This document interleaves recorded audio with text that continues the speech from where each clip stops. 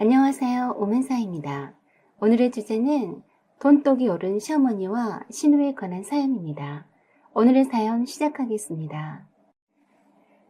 저는 시어머니의 두 번째 며느리입니다. 저희 시어머니는 아들 둘에 딸 하나를 두셨어요.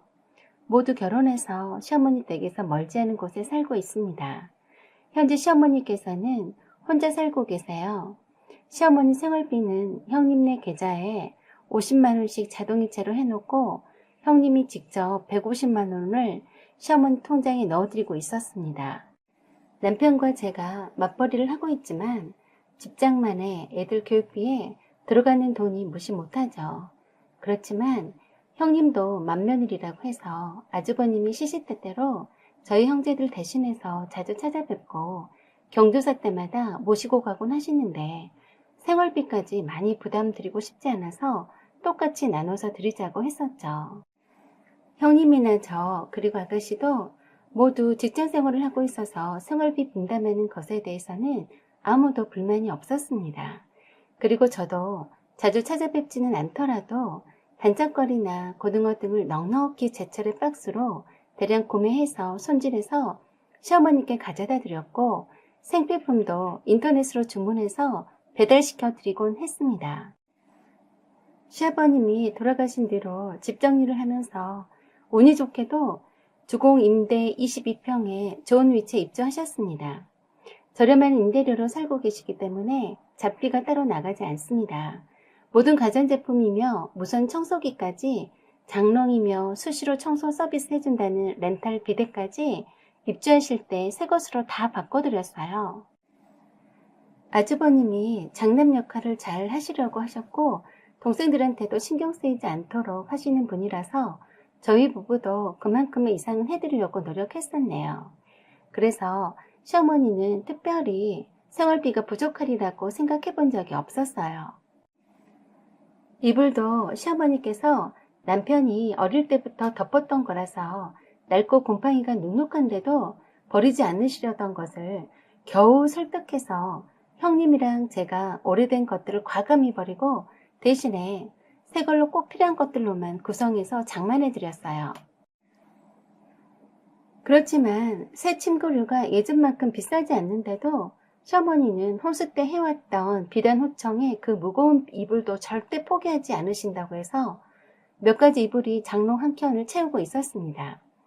한 번도 덮고 주무시는 걸 본 적이 없는데 고이고이 간직하시더라고요. 시어머님의 추억도 간직해드려 하니까 원하시는 대로 해드렸어요. 그리고 명절 때는 가족 친목비라고 해서 매달 5만 원씩 적립한 돈으로 형님과 함께 장을 보고 차례를 지냈어요. 가족 친목비는 시어머니 모시고 가족 전체가 여행 가거나 움직일 때마다 시어머니를 위해서 사용하기 위한 잡비 명목이었어요. 10여 년 넘게 여행을 자주 가지 못하다 보니 차곡차곡 쌓여서 꽤 큰 돈으로 불어났습니다. 물론 시어머니 모시고 형님이 가족여행을 다녀오시면 그 다음엔 저희네 부부가 시어머니 모시고 멀지 않은 곳이라도 가족여행 갈 때 모시고 가곤 했었죠. 단지 형님네와 저희 그리고 아가씨네 가족 모두 함께 여행할 기회가 없어서 친목비가 명절 때 장볼 때 쓰는 비용 말고는 지출이 없었습니다.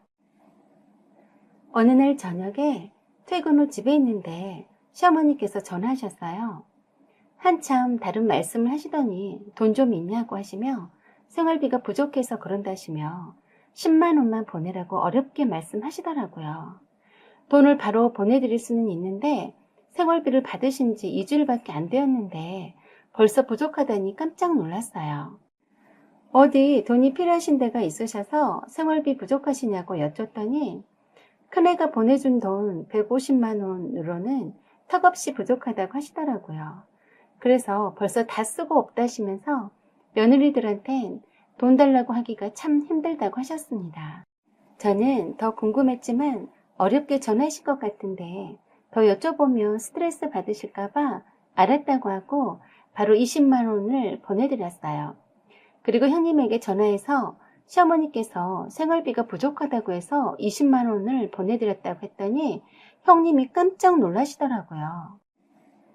그렇잖아도 아주버님께도 시어머님이 아무도 모르게 돈 좀 보내달라고 하셨다네요. 그래서 아주버님이 형님한테 어머니한테 돈을 잘 보내드리고 있냐고 확인하시더래요. 150만 원을 보내드린 지 2주 만에 생활비가 떨어졌다니 말이 안 된다고 했어요. 따로 돈이 쓰실 때가 있으면 모를까 혼자 사시면서 필요한 것은 모두 다 따로 사다 드리고 있는데 결코 부족하지는 않을 거라고 하면서 의아해했습니다. 등산 모임이나 나가시고 그 외엔 별다른 취미생활 하시는 것 같지는 않았어요. 생신 때나 명절 때도 따로 용돈을 드리고 있었고 한 번씩 찾아뵐 때마다 필요하신 물건이 있으시냐고 여쭤보고 사가지고 찾아뵈었기 때문에 그 정도면 충분하다고 생각했습니다. 그래서 형님이랑 저와 함께 주말에 시어머님을 찾아가 뵙기로 했어요. 시어머니는 저희가 찾아온다는 말에 기다리고 계셨어요. 손주들을 항상 보고 싶어 했기 때문에 늘 반기셨죠. 그날은 애들 챙기느라 지치기도 했고 남편 없이 애들만 데리고 간 터라 마트엔 들리지 않고 바로 시어머니께 갔습니다. 형님네보다 저와 올해들이 먼저 도착했는데 아파트 입구 마트에서 수박 한 통만 사들고 왔어요. 그랬더니 약간 실망한 표정이시더군요. 수박 한 통만 딸랑 사왔냐고 하는 표정이 역력해서 바로 알아봤거든요. 그래서 애들 챙기고 오느라 수박만 사왔다고 말씀드리고 필요하신 물건은 조금 후에 형님이 도착하시면 사다 드리겠다고 했어요. 시어머님이 제가 자리에 앉자마자 가만히 다가 앉으시더니 친목비로 모아놓은 돈이 얼마나 되느냐고 하셨어요. 그래서 형님이 관리하시니 잘 모르지만 꽤 많이 모아진 것 같다라고만 말씀드렸더니 그 돈을 주면 안 되겠냐고 하시더라고요. 그래서 왜 갑자기 돈이 필요하시냐고 여쭈었죠. 그랬더니 시어머니 하시는 말씀이 매달 얼마 안 된 돈을 받고 쪼달리다 보니 눈치 보여서 며느리들한테 돈을 더 달라 하기도 자존심 상해서 그런다시며 통장에 넣어놓고 부족할 때 쓰고 싶다고 하셨어요. 그래서 사실 오늘은 어머님 용돈 문제 때문에 형님과 함께 의논하고자 온 거라고 말씀드렸어요. 생활비가 얼마나 많이 필요하시냐고 여쭈었더니 100만 원을 더 올려달라고 하시네요.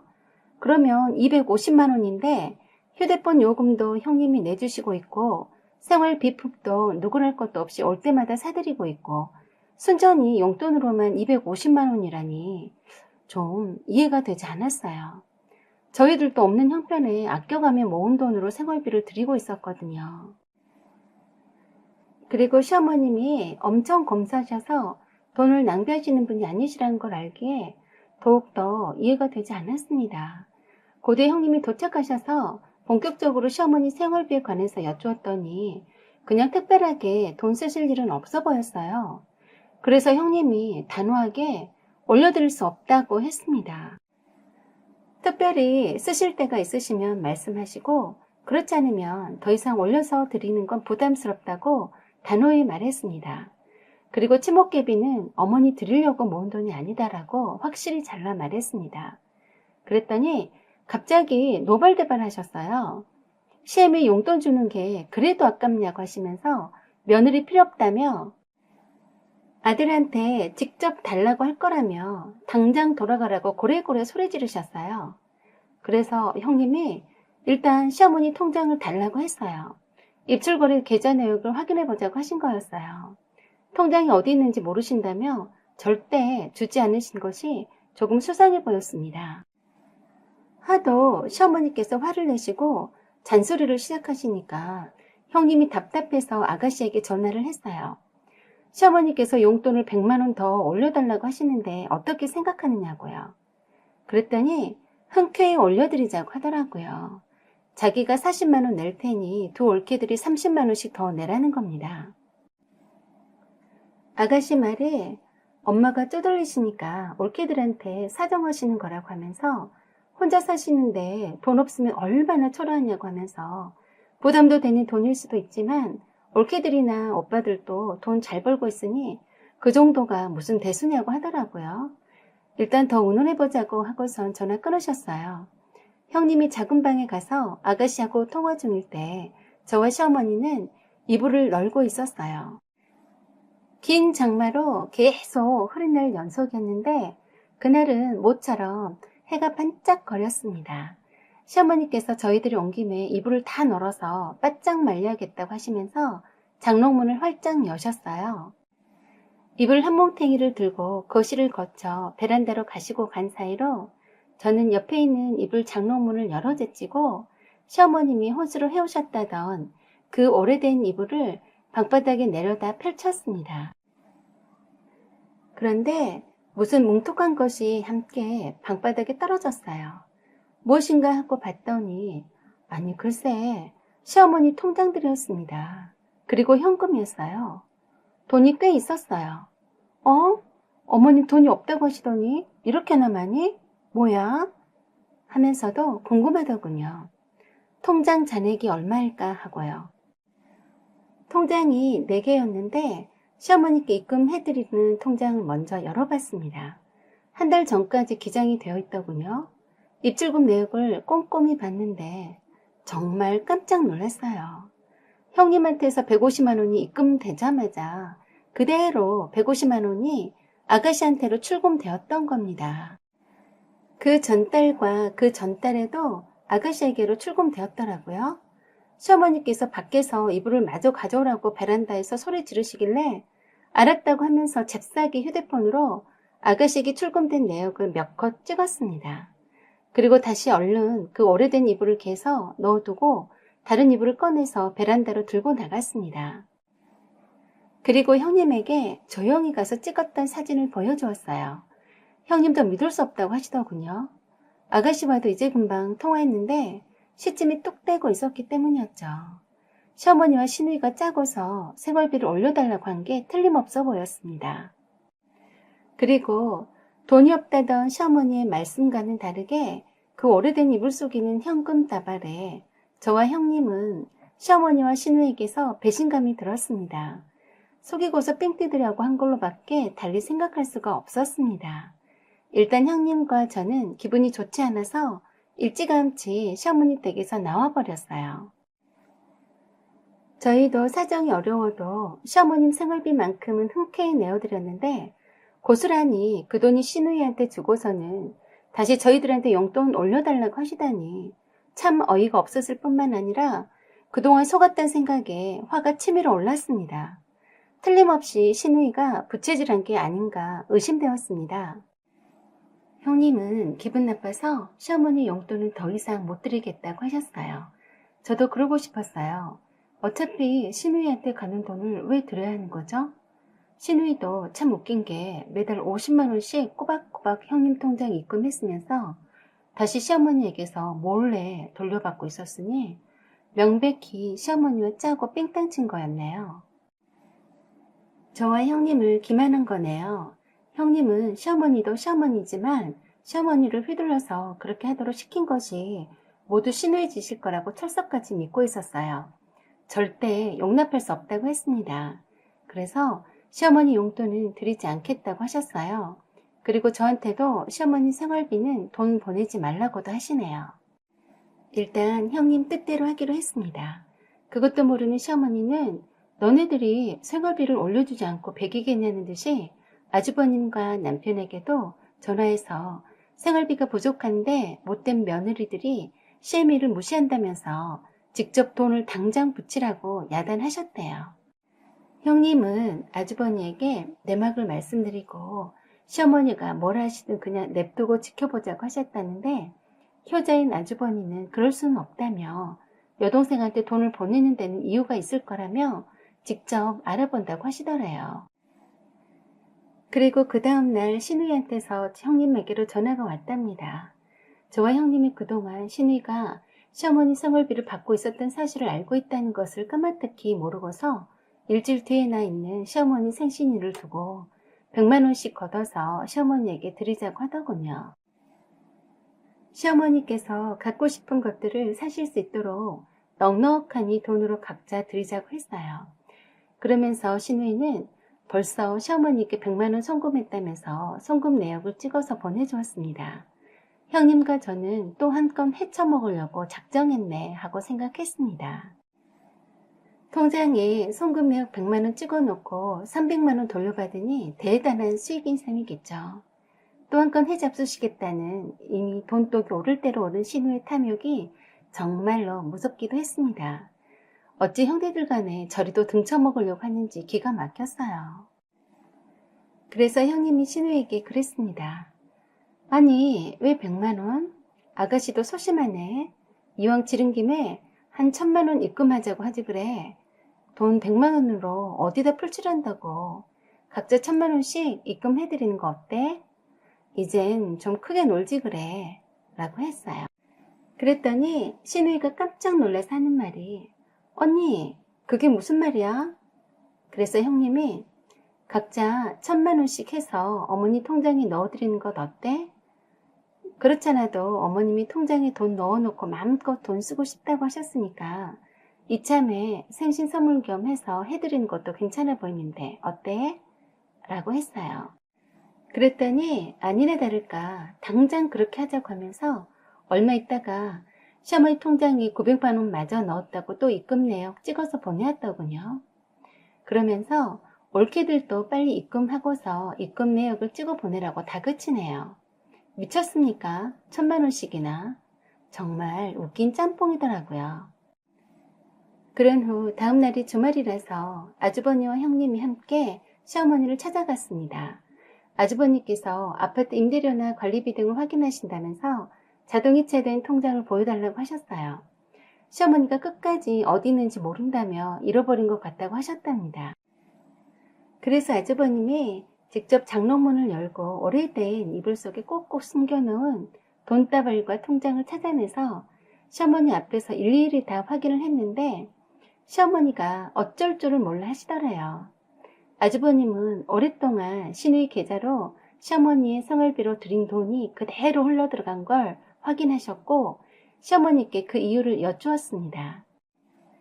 그랬더니 시어머님 말씀이 하도 돈 들어갈 때가 많다고 죽는 소리 하길래 나처럼 돈에 쪼들려서 사는 게 싫어서 쓰라고 준 거다 라고 하시면서 모른 척 넘어가 달라고 하셨습니다.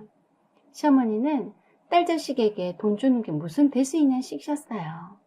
아주버니는 어머니가 그런 식이니까 형제 돈을 삥땅 처먹을 궁리나 하고 자빠져 있는 거라고 따끔하게 말씀드렸는데도 마냥 신의 두둔만 하셨다고 했습니다. 아주버니는 시어머니 돈다발과 통장 모두를 형님과 함께 확인하셨답니다.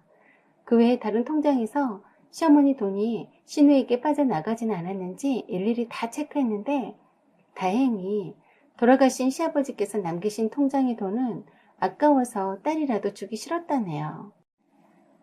돈다발도 액수를 세어보니 꽤 큰 돈이었는데 이걸 알고서 신우이가 시어머니 돈을 가져갈 공의를 한 것 같다고 했습니다. 아주버님이 시어머니를 설득해서 다시는 신우에게 돈을 주거나 해서는 안 된다고 말씀을 드렸고 현금은 분실의 위험도 있으니 은행에 직접 넣어드리겠다고 했더니 한사코 싫다고 하시더래요. 현금으로 보고 있으면 뿌듯하다고 하시면서 자동이체되는 자유입출금 통장과 생활비 입금 통장과 카드를 넘겨주셨대요. 어차피 생활비와 자동이체되는 것들을 아주버님이나 형님이 관리해 주신 것이 편하긴 해서 주신 것 같았습니다. 그런 후 다음 날이 주말이라서 할 얘기가 있다며 신우이 집에 형님과 아주버님이 찾아갔는데 소파며 대리석 식탁이며 못 본 사이에 호화스럽게 잘 꾸며놓고 살더랍니다. 부분적으로 내부 공사 인테리어도 바꾸었고요. 아가씨가 평소에도 화려한 걸 좋아하고 꾸미는 걸 좋아하기 때문에 그러려니 했다네요. 아주버니가 요즘 사는 게 힘드냐고 물었는데 눈이 동그래지면서 오빠 눈엔 자기가 사는 게 힘들어 보이냐고 하면서 왜 그런 말을 다 물어보냐고 하더랍니다. 그래서 그러면 왜 어머니 생활비를 받고 살았냐고 물었는데 어떻게 알았냐며 화들짝 놀라더랍니다. 엄마한테 받고 싶지 않았는데 그냥 돈 쓰면서 살라고 엄마가 주는 용돈이니 갖고 쓰라고 주셨다네요. 말이 됩니까? 그러면서 자기 엄마 생활비 100만 원 올려달라고 했는데 그 돈마저 뺏어가려고 했느냐고 물었네요. 아무 말도 못하더군요. 모든 게 거짓말이란 게 들통나버려서인지 입을 꼭 다물더라고요. 아주버님이 신우이에게 엄마 생활비를 몽땅 받았으면 엄마 생활비는 걱정이 되지 않았느냐고 하니까 엄마는 이불장에 돈을 많이 숨겨놨다가 한 번씩 용돈으로 주셨다면서 생활비 걱정 안 해도 된다고 하더랍니다. 그리고 아주버님이 신우에게 시어머니 생활비 100만 원 인상해서 총 250만 원을 가져갈 생각으로 인상하자고 주장한 거냐고 했더니 절대 아니라며 굳고 부인하더래요. 그리고 1,000만 원도 입금하고 3천만 원을 시어머니한테 돌려받을 작정이지 않았냐고 추궁했더니 절대 그렇지 않다며 기절초풍하더랍니다. 그래서 아주버님이 신우에게 나 포함해서 모두 이젠 더 이상 어머니 생활비든 뭐든 줄 필요가 없다고 판단되니까 네가 매달 250만 원씩 어머니에게 생활비로 보내드려라 했는데 미쳤냐면서 오빠들이 내놓지도 않는 돈을 자기가 왜 내어놓느냐며 펄쩍 뛰더래요. 그러면 토해내라고 했답니다. 그동안 생활비로 보낸 돈을 꿀꺽했으니 다시 내놓으라고 했고 시어머니 통장에 입금한 돈 1,000만 원도 그동안 꿀꺽한 돈에 합치겠다고 하셨어요. 그건 그냥 자기 엄마가 용돈으로 준 거라서 그리는 못하겠다고 버티더랍니다. 그 내용을 옆에서 조용히 듣고 있던 신우의 남편인 서방님이 자기가 대신해서 토해내겠다고 했다네요. 그러자 신우이가 미쳤냐며 그 돈은 그냥 엄마가 준 거라고 끝까지 발뺌하더랍니다. 그러자 듣고 있던 신우의 남편은 그렇더라도 생활비를 받았으면 되는 거냐고 하면서 신우의 남편이 직접 입금해주겠다고 약속했대요. 그 일로 신우이네 부부는 자주 싸웠다고 했습니다. 형제간에 모아서 드린 장모님 생활비를 꿀꺽하고 모른 척 해온 것을 이해할 수 없어 했던 서방님은 더욱이 들통나고서도 반성은커녕 자기 엄마가 용돈 형식으로 준 건데 뭐 어쩌냐는 식의 뻔뻔함에 부끄럽다고 했답니다. 계속 신우이가 시어머니에게 받은 돈은 빌린 돈이 아니니까 그 돈을 돌려줄 필요까지는 없다고 했다네요. 그렇지만 서방님은 신우이가 자신의 사치를 다하면서 장모님께 얼마나 돈 없다고 죽는 소리를 했으면 장모님이 생활비를 통째로 주셨겠냐며 자기 마누라가 이렇게 무서운 여자였는지 몰랐다고 했대요. 그래서 서방님이 경제권을 다시 뺏어오셨고 신우이에게 주었던 서방님 명의 신용카드도 모두 해지해버리셨다고 하더군요. 한 달의 생활비를 정해놓고 주기로 했다네요. 그리고 보란듯이 적금을 깨서라도 장모님 생활비 빼돌린 것을 돌려드리겠다고 했답니다. 그래서 신우이가 울며불며 시어머니한테 난리 부르스를 쳐댔습니다. 서방님이 시어머니 통장을 확인하는 대로 연락 주시면 형님 통장에 입금하겠다고 하셔서 아주버님은 그 길로 형님과 함께 시어머니를 찾아가서 통장을 달라고 했더니 자기가 그냥 용돈 삼아 준 것이라고 신우이한테 돈 갚으라 마라 하지 말라고 하시더랍니다. 신우이가 시어머니께 그리 말하라고 시킨 듯 보였다네요. 마지못해 주신 통장을 보니 기가 막히더랍니다. 아주 오랫동안 시어머니 생활비가 그대로 신우이 계좌에 이체가 되었더래요. 그래서 아주버니가 시어머니께 생활비가 필요 없으신 줄 알았으면 드리지 않았을 거라고 하셨고 돈이 차고 넘쳐서 시어머니 생활비 보내드린 것이 아니었는데 작정하고 돈을 여동생한테 줘버린 것도 이해가 안 되는데 100만 원을 더 올려받아서 줄 생각까지 했냐며 이젠 앞으로 생활비 필요 없으신 줄 알았으니까 생활비 드리지 않겠다고 하셨대요. 오랜 기간 동안 생활비를 가로챈 상태라서 꽤 큰 금액인데 적금 깨서 일부는 형님 통장에 입금했고 나머지는 매달 조금씩 시어머니 생활비조로 형님 계좌에 입금하기로 했습니다.